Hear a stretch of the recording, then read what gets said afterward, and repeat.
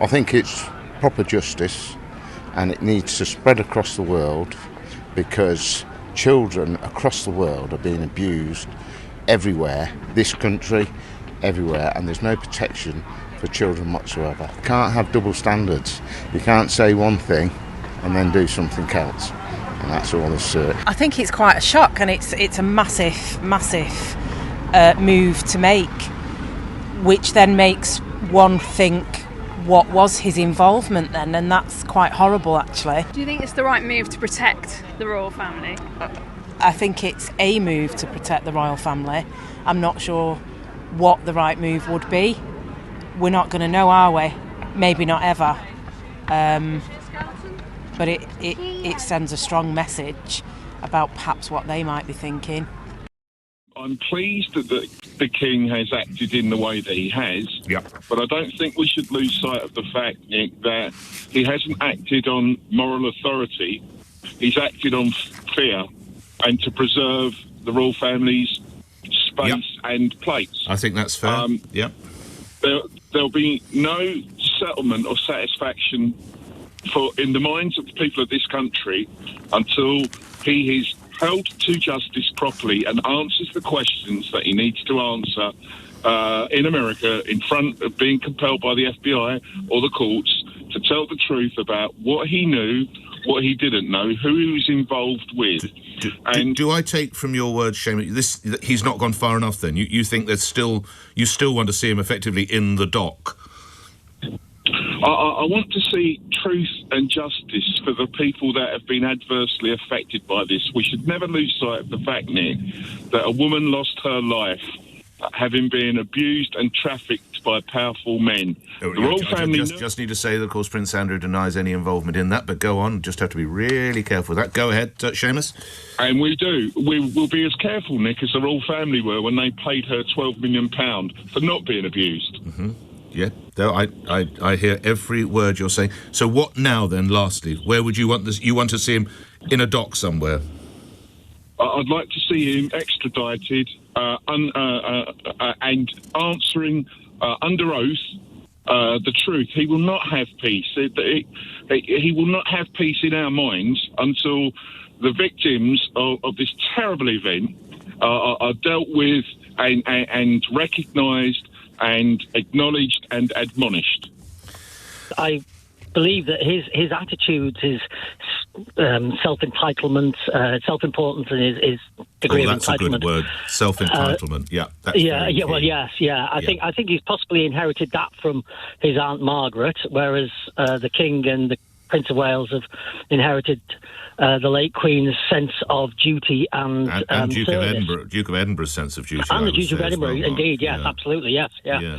And I'm actually reading Entitled, the book at the moment, nearly at the end, and I'm thinking, well, fairly pointless finishing it really now. When you consider, this is unprecedented, but the last time people had to be removed of the title Prince was in 1917. For those of you not students of history, that was during the First World War, when they were fighting for the wrong side. Because, as you know, our royal family tracks back and has a Germanic roots, and two princes were on the wrong side fighting for the Germans, so it was decreed, obviously, they would be stripped of their title of prince. That is the level to which Andrew Mountbatten Windsor has sunk. Let's hear a couple of your... 7:44. Let's do a couple before we go to some news update. This is a clever one from Robert Leake. Allegedly, Andrew Mountbatten Windsor was going to kick off when he was told he had to leave the property, but instead they offered him 500 quid, so he went quietly. That's clever, the way you put those two stories. That's very clever. You should be a cartoonist. Same subject. Phil makes an interesting point. Harry and Andrew, both royal outcasts, are the only two of the family who've smelt powder in combat. That means sort of been on the front line. Harry might be rehabilitated despite his irritating flirtation with woke issues and the Oprah interview. He at least radiates sensitivity. Andrew has no such attribute to redeem him and appears stupefyingly dim. I like the word, actually, that Mark... Well, double word, really. Self-entitlement. That's the word I was looking at, because there is arrogance and there's shocking self-entitlement. I suspect they're protecting the institution of the royal family, and they've had no option but to discard him, really. Do you agree with what's happened? I think with the whole Epstein saga, there's a lot of protection of wealthy, powerful people. You just look what's going on in the American government at the moment, whatever they can do to hide it. And I think Andrew being basically discarded by the royal family, centuries-old institution, sends quite a signal that there is something there. I think it's very unfortunate for the king because he's, his brother is now the black sheep, and also his second son, because Andrew's the second son as well of the Queen. It's almost like Harry is the black sheep, but not in the same ballpark as Andrew. Which I feel a bit sad for King Charles.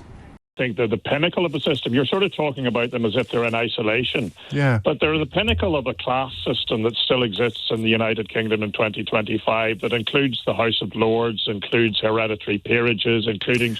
The House of Lords, hereditary peerages, obviously, but the House of Lords is at least an award for achievement. Absolutely. Well, I'd say that, and then you say Michael Gove, don't you, or Daniel Hannan. I mean, it's not, is it? It's just jobs for the boys. But it's the system itself still exists, and you still have huge swathes of the United Kingdom land. I'm in Northern Ireland. There are huge parts of Northern Ireland that are owned by hereditary peers. Yes. But you also have, and as you've just touched on it, you have a system that essentially those that support the royal family are saying they believe in accident of birth over merit. Yes, that is true. But the whole... And the whole system that you have with the pinnacle that we revere, if I meet somebody in the royal family, I'm supposed to bow to them.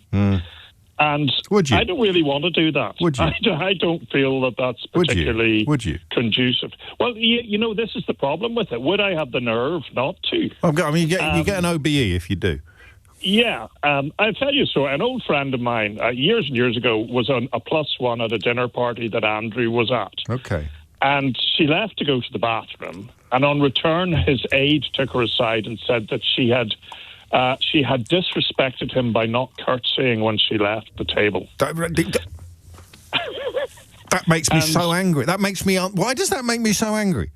Well, it makes me very angry too. Because why on earth? Because in 2025, the whole of the United Kingdom system revolves around looking backwards. People buy into this, that I'm a second-class citizen because I wasn't born with this theoretical ability. And I think that's the thing that the story about Andrew will do. And maybe it'll make more people think, you know what, they're just exactly the same as us. There are flawed people, and there are ordinary people, and there are people with all of the advantages they have had that they make no benefit. So how big a deal do you think this will be? Because what you've reminded me of is that, a tiny fracture can be invisible, and yet years later it can cause the entire thing to fall apart. Do you think do you think this might actually be? Because a lot of people thought that the palace's response, the Queen's response to the death of Diana, Princess of Wales, was an existential moment, and I agree, but goodness me, they've pulled off that rehabilitation in extraordinary fashion. Do you reckon this is on the same sort of scale of potential importance? They start to add up. I don't think, I think that's my view. I think this could be just another addition. I just think it was a long time coming. I mean, we even had the effect of it at the poor Queen's procession, didn't we? Where the guy shouted in the crowd, "Oh, Andrew, you're a dirty old man." And I think it was a long time. I think they were just being put under so much pressure to do something. But I think there's something happening here. I think there's going to be something, because it's all been done very, very quickly, all of a sudden. And I've actually started reading this poor girl's book, and oh my God, it's harrowing. It is. It's absolutely harrowing. And I think something is about to happen. I think they are absolutely trying to distance themselves as far away as possible from this person as they can, as quickly as they can. And I'm not sure if Charles did know. I think he did, a little bit, not being horrible. But Andrew definitely knew what the hell was going on. I think I just reiterate what everybody else has said in the comments before me. And I think something is about to happen. I think there is going to be an absolute minefield just open up. Of what? Investigation? Investigation. I think a lot more is going to come out. I mean, it even got to the point where I watched the interview again the other day on YouTube, and it just absolutely smacks of total, well, why on earth am I doing this? He just seems so above of everything, doesn't he? And he just seems so... Imperious is the word I would use. Didn't do it. I was at Woking, I was at Pizza Express. Oh, no, absolutely not. And it's like, you've got a photograph of you with your arm around the woman. I mean, and he said, didn't he? I mean, it's me, but is it my arm, essentially, was his... Yes, oh, no, was it my hand? Yes, yeah. You know, it's ridiculous. And he just smacks of absolute arrogance. She felt so... afraid. Like, so worried about going to somebody because she just felt like she wouldn't be believed. So it just shows that this power frenzy within men who feel they can do anything, if they are like that willed, can get away with it. And it's just so scary. It's such a scary world for girls and women. It's just awful. Well, and I think, the fact that at the end of the statement that the King and Queen put out, it was co-signed by both of them, wasn't it? That came from the palace and was signed by the King and Queen. At the end of it, they refer to victims of sexual abuse, and putting that front and centre almost. And I think that's a sign of where we're at with that. I think that's, in a way, do you remember when the Queen included a line that said recollections may vary, which was a very polite way of saying some people are lying here and some people aren't, I think the end of this statement about Andrew was about saying let's remember what this is fundamentally about, and that's a kind of progress, I think. I think that's a kind of progress, definitely. Because, like it or not, 100%. these are voices at the very top of our society saying this stuff. I think it is a case of, you've got to stop this story because it seems to have legs and it keeps coming back, despite him losing his title previously, and it's still rumbling on. So I think this is trying to stop the story. It sounds like this guy really wasn't doing the right thing. So I think if you're a local resident here and you're living around here and there's someone living in a place like this, and this is a really royal place, it's very special to everyone around here, you wouldn't want anything like that near you. So it's a bit of a disgrace to kind of the history as well. And obviously the line of kings and queens is such a long history of the country. It's something that really defines where we live. So having that kind of been disgraced is not acceptable. Even in your own family, you wouldn't want someone like that. I mean, as a family member, you'd want to help them, but you wouldn't really want to put them on a public stage. I think it should happen, and I think it's taken a while to happen, but it's needed to happen. It's obviously needed because it's damaging to the royal family. You think it's completely the right move? 100%, because there's obviously some evidence somewhere, the fact that there's a private payoff. It, to me, just shows that there's guilt, and the royal family hold a significant, amazing stature in this country and have so many tourists because of it. We don't want to damn the innocent for the bad ones. I'd like to be a voice that puts the other side. And that is, first of all, let me be absolutely clear that what Prince Andrew, or the erstwhile Andrew Prince, did was totally unacceptable, as would be any sexual crime committed by anyone. He denies any sexual crime, of course, but he does deny any sexual crime. What I want to say is I don't want to defend him. That's what I want to say from the outset. I'm not here to defend him. I am, on the other hand, here to defend the royal family. I'm really, really angry at the constant conversations that are taking place, particularly earlier on today by one of your colleagues, James O'Brien, who seemed to be dancing on the grave of Prince Andrew with a glee and probably with a flower in his mouth. I found that really distasteful, the way he sort of dealt with it. And I also find that more and more people who are Republican are capitalising on this situation to put the whole royal family under the microscope. Let me be clear: the royal family is very much part and intrinsic to what is being British. Yes, there has been bad behaviour by one member of that family, and that person has been dealt with, and has been dealt with quite harshly, I think, this will never excuse his behaviour, but I'm sick to my back teeth of people criticising some very hard-working, some very respectable, high levels of integrity with these people within the royal family. And we are, I'm a royalist, as you probably sort of gathered from the conversation, but it's the Republicans' exploitation of Andrew and what's happened. So I just felt that I wanted to set the record straight, because I've listened to LBC the whole day today, and it's pretty much been a whole litany of criticism against. Well, I mean, I think you would agree, Richard, that I have also placed alongside this the work that people like Princess Anne do, the King, the Prince and Princess of Wales, the way people in this country, in their millions, react positively to the royals and react to the visits that they make to them and the work that they do with their charities and their individual events.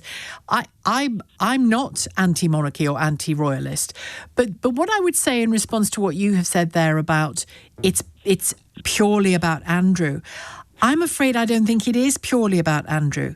Even the best, most hardest working, nicest royal amongst them, certainly at the senior level, they've known for some time what this mess was, and they've probably known for a lot longer than you and I how bad this mess was. Made worse by a number of things recently, the book, but also made worse by the emails that have been trickling out, in which Andrew proves himself to have lied to Emily Maitlis, in which the former Duchess of York, Fergie, is seen emailing Epstein and speaking sort of in fulsome terms about how loyal a friend he is and all of that. The family, the wider family, knew this, and that's where I think they have made mistakes in not putting clear blue water between them and him sooner, I would argue. Can I say something about that? Of course. Maybe that's pure supposition that the wider royal family knew something about that. That is just an opinion. Well, they knew what we knew, is all I'm saying. Okay. We knew enough, and we knew what they knew. Well, and I think the top notch, the woman who handed him 12 million wouldn't have handed him 12 million for reports in the Daily Mail say ... would she? Well, would that be the first time there have been out-of-court settlements in your knowledge? Of course not, no. So it's not unprecedented to do an out-of-court settlement as a damage limitation, whether you view the man guilty or innocent. It's not unprecedented. No, it isn't. But it begs questions, doesn't it?